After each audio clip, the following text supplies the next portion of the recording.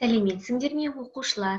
8-ші сабақтың тақырыбы тоқтап отам, атаң келеді артыңда.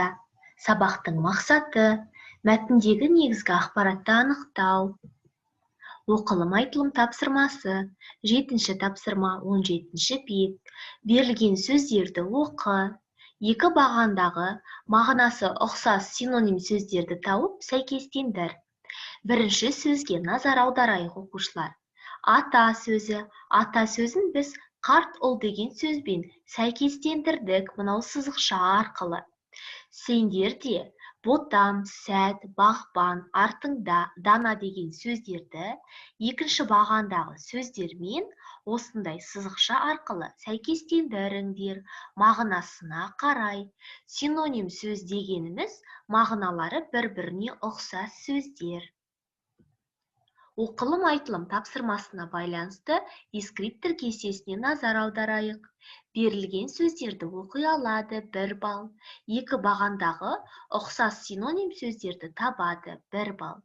Сөздерді сәйкестендіреді 1 балл.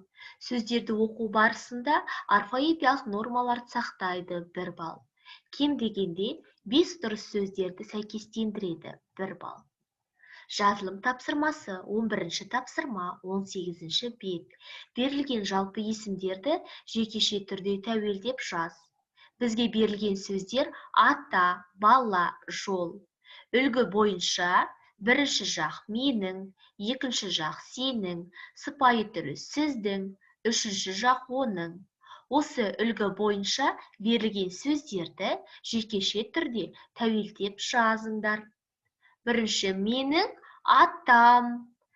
Ары қарай өздерің дұрыстап тәуелдеп жазыңдар оқушылар. Жазылым тапсырмасына байланысты дескриптор кестесі. Жалпы есімдерді жекеше түрде тәуелдеп жазады. Бірінші ата сөзін тәуелдеп жазады 1 балл. Бала сөзін тәуелдеп жазады 1 балл. Жол сөзін тәуелдеп жазады 1 балл. Сөздерді жазу барысында орфографиялық нормаларды сақтайды 1 балл. Сөздерді қатесіз жазады 1 балл.